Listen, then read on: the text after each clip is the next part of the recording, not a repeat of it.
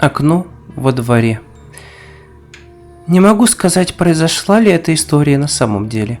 Она случилась или, по крайней мере, пригрезилась мне еще в том возрасте, когда нити реальности, вышивая узор памяти, плотно переплетаются с воображением, сказками и обрывками услышанных и увиденных где-то событий.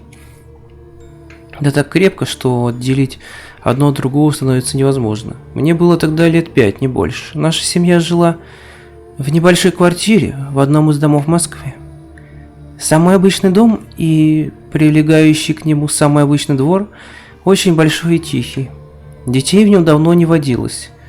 На все 8 подъездов мы с Любкой, моей ровесницей, были единственными нарушителями его спокойствия. Естественно, мы стали лучшими подругами и каждый день отправлялись гулять во двор. Надо сказать, что в нашем доме окна первых этажей располагались очень низко, и разглядеть, что происходит внутри, отойдя на пару метров, мог даже ребенок. Так вот, однажды мы заигрались до ранних осенних сумерек. Мы как раз сидели на качелях, когда в окне первого этажа, которое находилось в каких-то 5 метрах от нас, сжегся свет.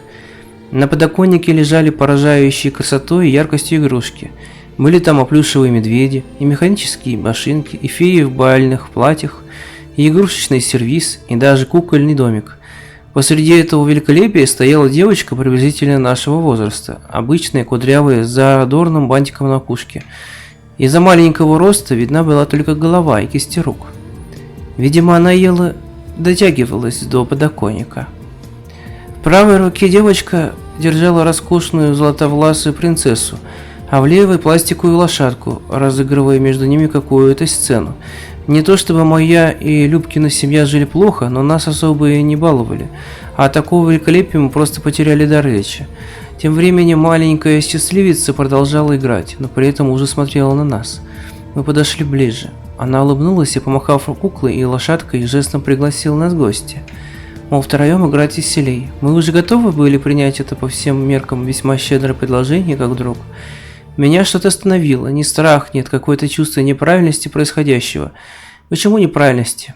Я и сама не могла объяснить. Я крепко взяла Любу за руку и мотнула девочке головой, мол, сама выходи. Девочка внимательно посмотрела на меня и встала. Она вовсе не стояла на цыпочках, как мы думали. Наоборот, оно скорее сидело на коленях. Это существо медленно поднялось, словно с трудом разгибая затекшие ноги.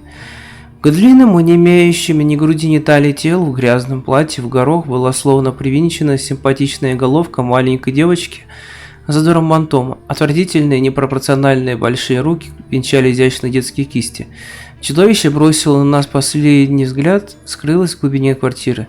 Ни гнева, ни ненависти в нем не было. Только досада. Так отползает в свою темную нору Мурена, не получилось схватить добычу в этот раз, так получится в следующий. Окно погасло. Я не помню, что было потом, но этот эпизод в потоке моего детского сознания запечатлен очень четко. Воображение или, а может, какой-нибудь увиденный в детстве страшный фильм сыграли со мной злую шутку, или это произошло на самом деле, не знаю. Но с тех пор каждый раз, когда я вижу на подоконниках чужих окон игрушки, мое сердце вздрагивает.